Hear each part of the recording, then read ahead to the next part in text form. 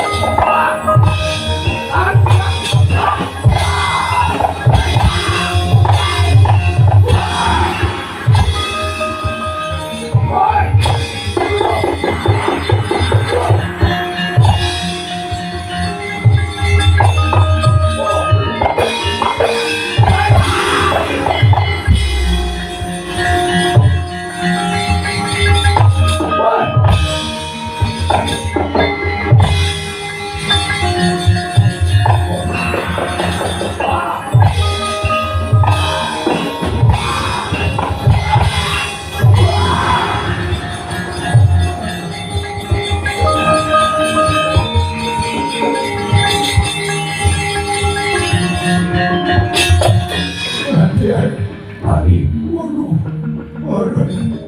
Wah.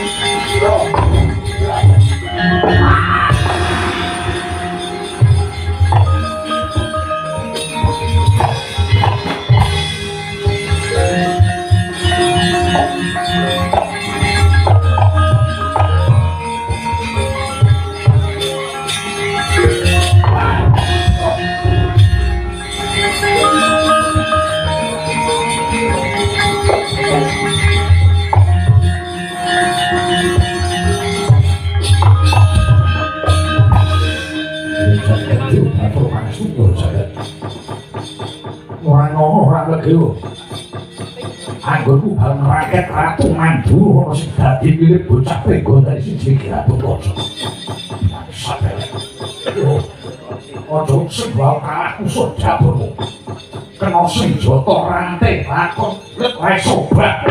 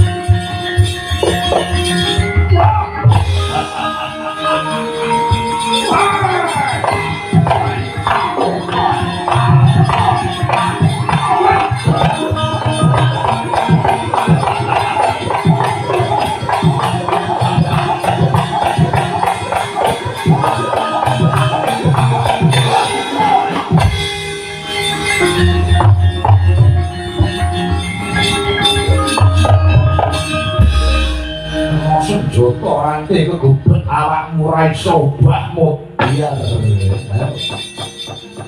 Obah. Mergo gamanku nek kok ngobah saya singset. Kowe saya obah ya saya singset. Ayo. Kowe mesti sesek diadamu mendelik matamu. Ora iso ambekan. Soswe sumudar pawarto bakal waroto ramuto gadung kaca mati mergo kejirat rantai ya iki sing diarani lakon Gatot Kaca Rantai. Ana rantai kumudal Sasra Windu disepeleke musuh Gatot Kaca. Ayo Gatot Kaca Sasra Windu itu iso-iso rebukan ojo seduh aku kalah musuh dapurmu yen mung senjata rantai siji ora bakal empat di Gatot Kaca. Ayo sewu senjata rantai kapal mundur jagat musuh dapur.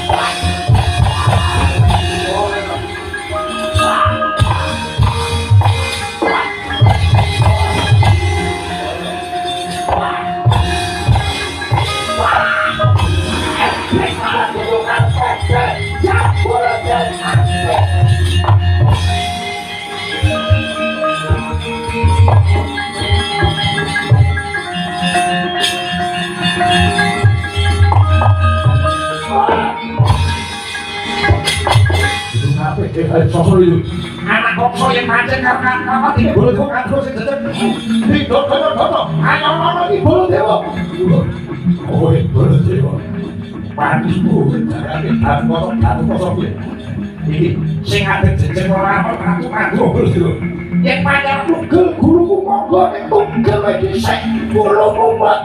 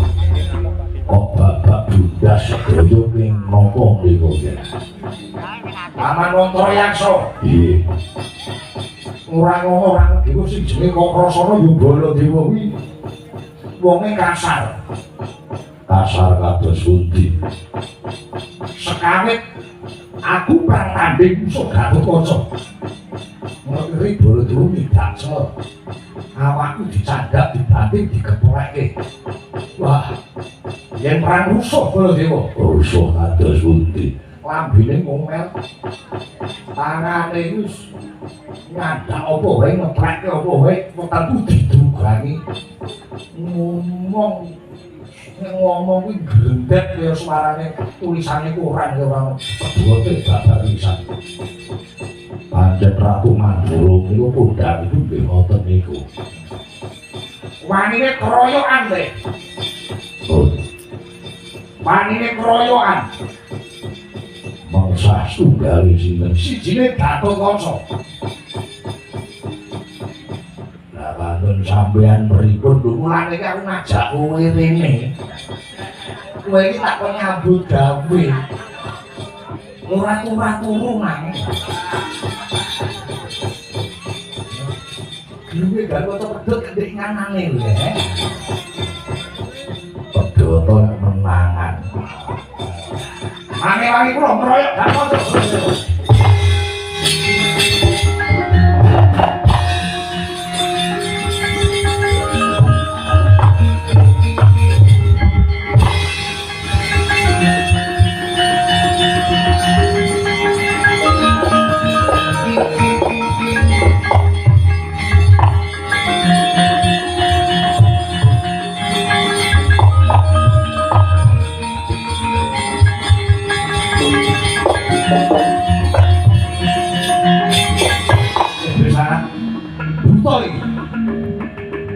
Iki buta iki. Oh, nggih. Buta sing ngawur. Patih Mantrayaksa. Karepan kowe ya. Kowe arep apa? Kowe goleki Baladewa, iya. Gawe. Tak apa? Aku goleki Kakrasana. Kakrasana ya aku biasa terek.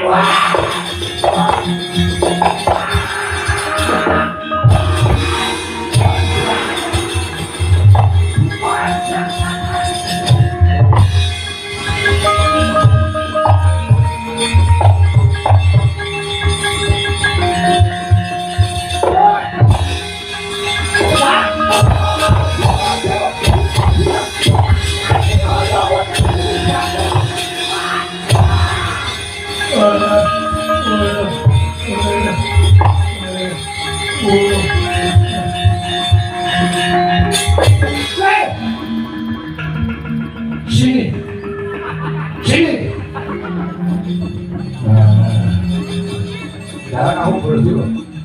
Jalan tak surat matamu.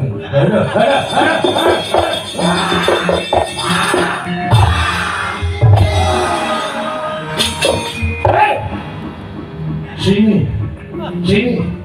Wah, ada yang engkau diculang. Orang culang. Ngomong sana pun.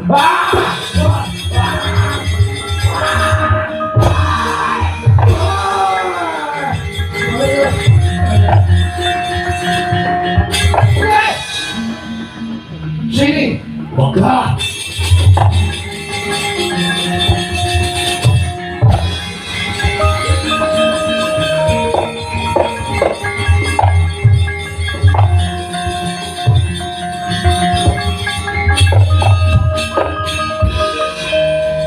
Pripun, Mas?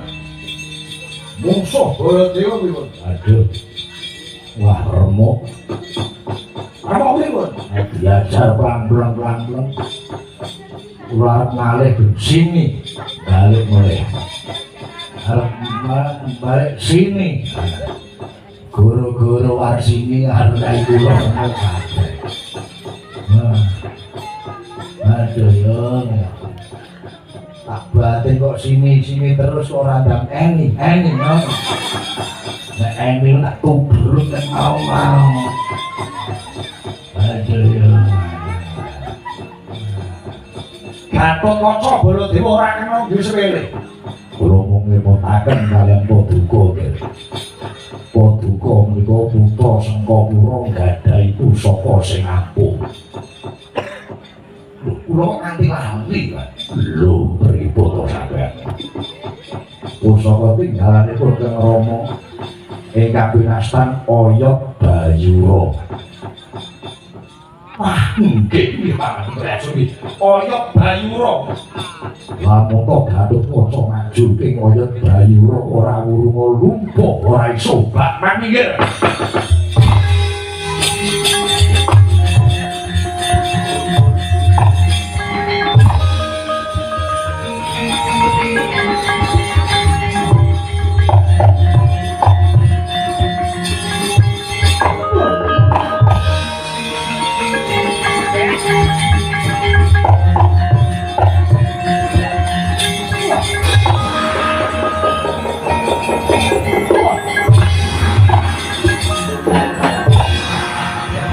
Ayo lumpuh.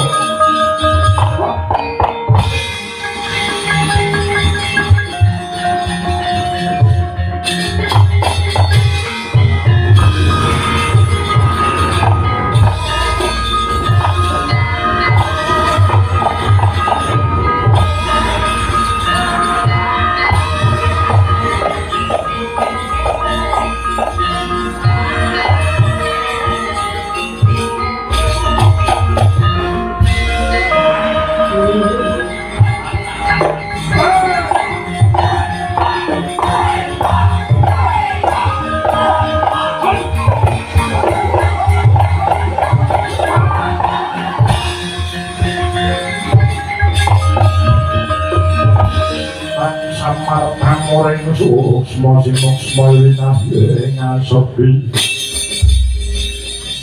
Sini pentoang kalbu Gatala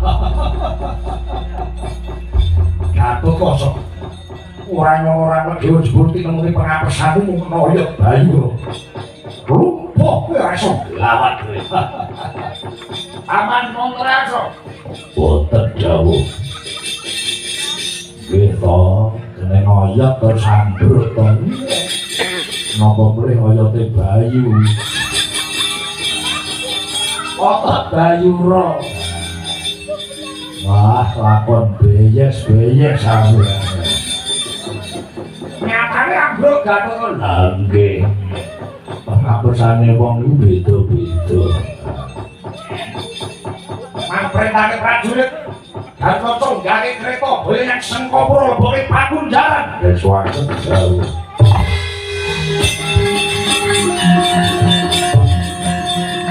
prajurit Gatotkaca boyong Sengkapura leboke Pakunjaran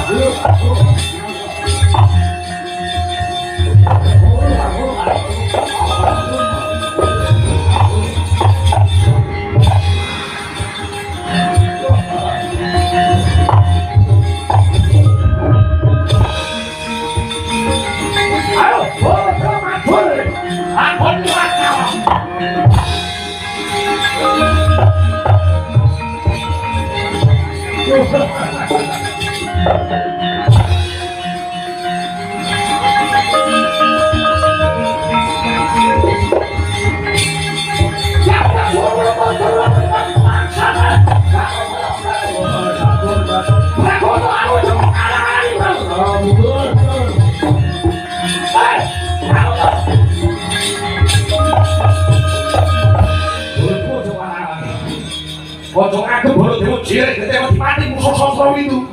Aku ora kalah musuh dawuh Sastra Windu. Nggih. Sare sabar. Janji sabar. Lamun raga susu. Sawahe jembar-jembar susune lemu-lemu. Parine ding. Aduh. Badhe ngadepi Sastra Windu mboten enten giranipun. Ora ana gunane iki. Gembutro Gatotkaca. Kenging pusaka ayat Bayura lumpuh. Satemah dinten menika kabehing sekapa Kinundara. Upami Pandura badhe ngadepi Sastra Windu mboten murung lakon Pandura nggih sami. Kena ayat Bayura, wah Pandura lagi nesu-nesu. Pihak-pihak Suramata, Sumrata. Nuwun sewu lho. Iki lho Ratu Pandura Prabu Baladewa. Aku kuwi ngono kuwi. Wong kete gagah, bareng nek oyot. Ya Suramata, Sumrata Ratu Pandura Prabu Baladewa. Aja maju sik rebutan saya. Ngece. Enak kowe. Boten. Kula mung eling nggih. Prayoginipun pados Rama amrih padhaing swasana. Perkara niku rampungé mboten sampeyan dhewe sing kate putusi. Sing kok kakuwi piye? Sing diajak patine iki mboten nemungaken Pandura. Ning Kang Rayi Dwarawati. Kang Rayi Sri Bathara Kersa mboten wonten lawanipun Ramu Pandura niku sowan wonten Dwarawati. Ora ngomong kesalahan kowe.